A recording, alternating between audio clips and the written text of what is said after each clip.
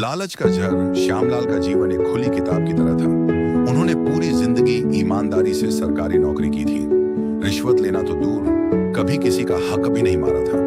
पत्नी के निधन के बाद उनका पूरा संसार उनके दो बेटे विकास और नितिन ही थे। उन्होंने अपनी जरूरतों को हमेशा पीछे रखा और बेटों की हर इच्छा पूरी करने की कोशिश की।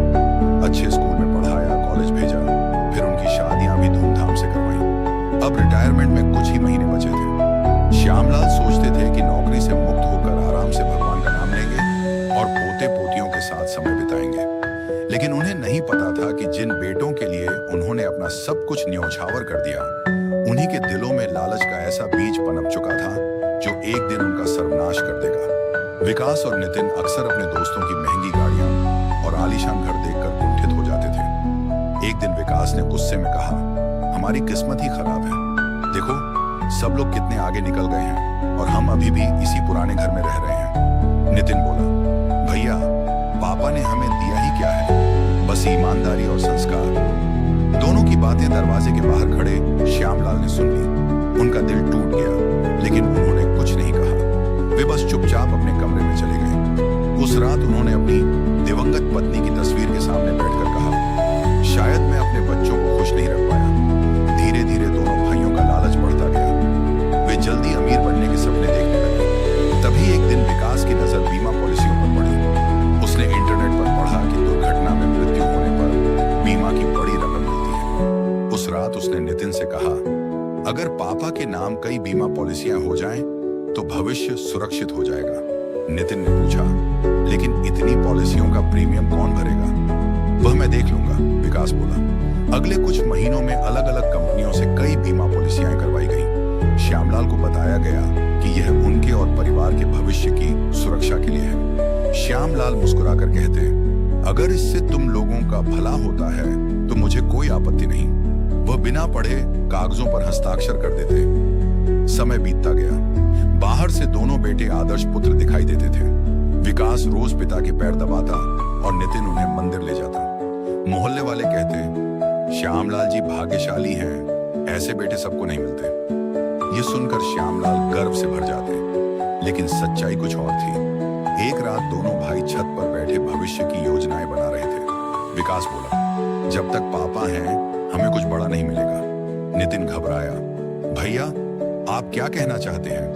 विकास ने धीरे धीरे अपनी खतरनाक योजना बताई। नितिन पहले तो डर गया, लेकिन लालच के आगे उसका डर हार गया। इसके बाद दोनों ने ऐसा रास्ता खोजा जिससे मौत भी हो जाए और शक भी ना हो। योजना बनाने में कई सप्ताह लग गए। इधर श्यामलाल अपने बेटों पर पहले से भी ज्यादा भरोसा करने लगे थे। एक शाम उन्होंने विकास से कहा, बेटा, मेरे बाद तुम दोनों हमेशा मिलजुल कर रहना। विकास ने उनकी आंखों में देखकर कहा, पापा आप ऐसी बातें क्यों करते हैं? आप 100 साल जिएंगे। श्यामलाल की आंखें भर आईं। उन्हें क्या पता था कि जिस बेटे की बातों में उन्हें प्यार दिख रहा है, उसके मन में कुछ और ही चल रहा है। फिर वह मनहूस रात आई। रात के लगभग 2 बजे अचानक घर से चीख पुकार मच गई। बाबूजी, बाबूजी!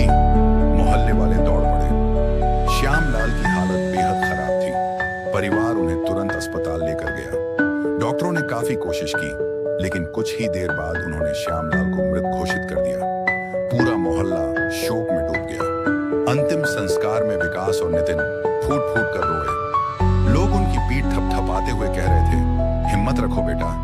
लेकिन कोई नहीं जानता था कि उन आंसुओं के पीछे क्या राज छिपा था। कुछ सप्ताह बाद बीमा कंपनियों में क्लेम दाखिल किए गए।